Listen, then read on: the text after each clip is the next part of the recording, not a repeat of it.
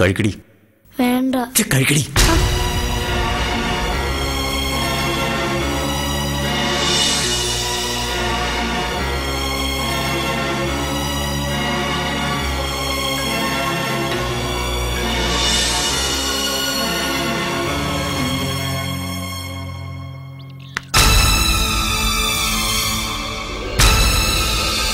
Good morning madam.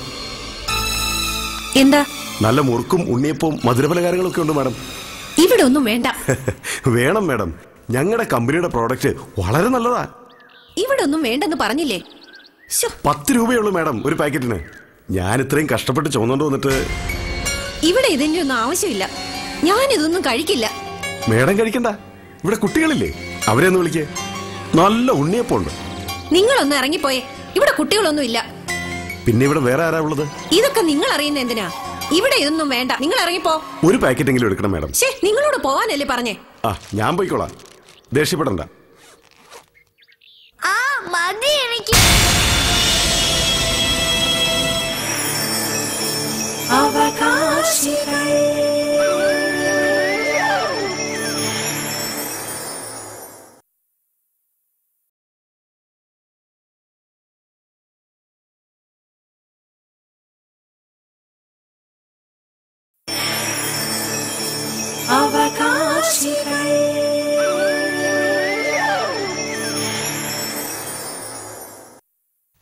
ഞാൻ പോയിക്കോളാം, ദേഷ്യപ്പെടണ്ട. മതി എനിക്ക്.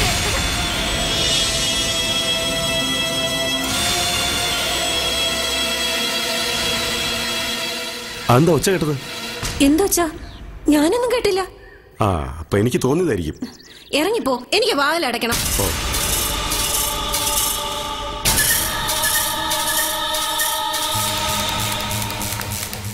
പൊന്നു സാറേ, ഞാനൊരു രാഷ്ട്രീയക്കാരനാ.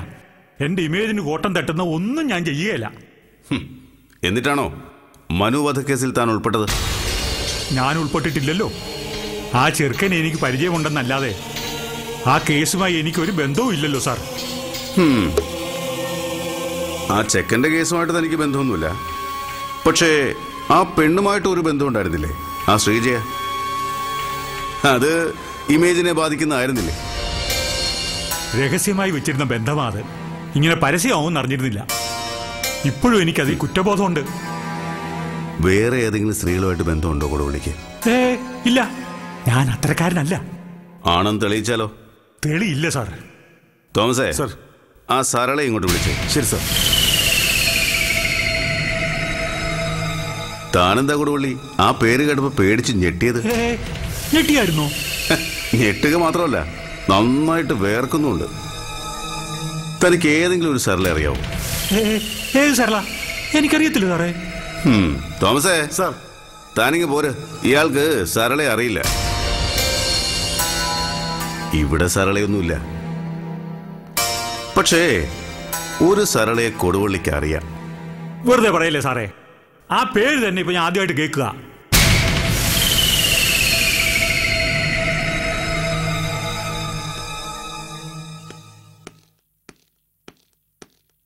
സർ, സരളയുടെ വീട് കണ്ടുപിടിച്ചു.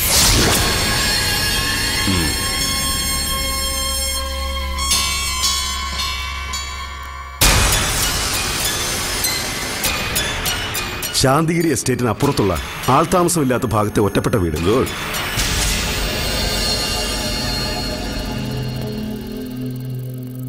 സർ, ഞാൻ എത്ര ചോദിച്ചിട്ടും ഈ സരള അവിടെ കുട്ടിയുണ്ടെന്ന് പറയുന്നില്ല. പക്ഷെ അവർ വല്ലാതെ പരിഭ്രമിക്കുന്നുണ്ടായിരുന്നു. എന്നിട്ട് സർ, അവിടുന്ന് ഇറങ്ങും മുമ്പ് ആ വീട്ടിൽ നിന്ന് വളരെ വ്യക്തമായ ഒരു കുട്ടിയുടെ കരച്ചിൽ ഞാൻ കേട്ടു. കതിറിട്ട ഒരു രാഷ്ട്രീയക്കാരൻ അവിടെ സ്ഥിരം വന്നു പോകുന്നുണ്ടെന്ന് അടുത്ത വീട്ടുകാർ പറഞ്ഞു. തനിക്ക് സരളയെ അറിയില്ലല്ലേ?